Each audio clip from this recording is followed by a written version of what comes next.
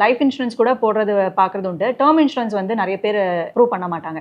So எதனால term insurance வந்து நிறைய பேர் எடுக்க மாட்டேங்கிறாங்க சார்? டேர்ம் இன்சூரன்ஸ் அப்படிங்கிறது ஒரு ஃபேமிலியை ப்ரொடெக்ட் பண்ணக்கூடிய ஒரு விஷயம். நீங்கள் ஒன்ஸ் ஒரு இன்கமுக்கு போயிட்டீங்க அப்படின்னா உங்களோட இன்கம்மை ரீப்ளேஸ்மெண்ட் பண்ணி கொடுக்குறது தான் டேர்ம் இன்சூரன்ஸ்.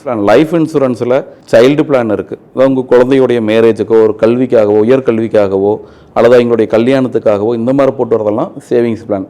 நீங்கள் ஃப்யூச்சரில் ரிட்டையர்மெண்ட் ஆனதுக்கப்புறம் உங்களுடைய ரிட்டையர்மெண்ட் வாழ்க்கையை என்ஜாய் பண்ணணும் அப்படிங்கிறதுக்காக போடக்கூடிய ஒரு பிளான்ஸ் இருக்குது. அது வந்து ரிட்டையர்மெண்ட் இன்சூரன்ஸ்னு நாங்கள் சொல்லுவோம்.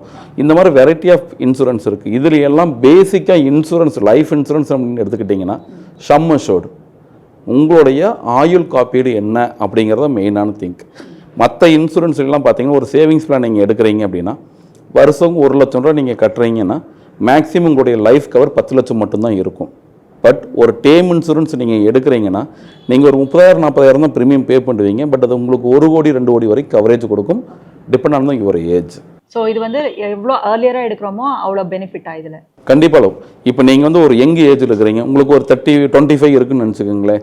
இப்போ நீங்கள் இன்கம் ஏர்ன் பண்ணும்போது நீங்கள் எடுக்கிறீங்க உங்களுக்கு ஒரு 30,000 தான் ப்ரீமியம் வரும். எனக்கு 45 ஆயிடுச்சு. இப்போ நான் எடுக்கிறேன் அப்படின்னா எனக்கு 1 லட்சம் ரூபா ப்ரீமியம் வரும். ஸோ அப்போ நம்ம இயர்லியில் எடுக்கும்போது மட்டும்தான் நம்மளுக்கு ப்ரீமியம் தொகை கம்மியாக இருக்கும்.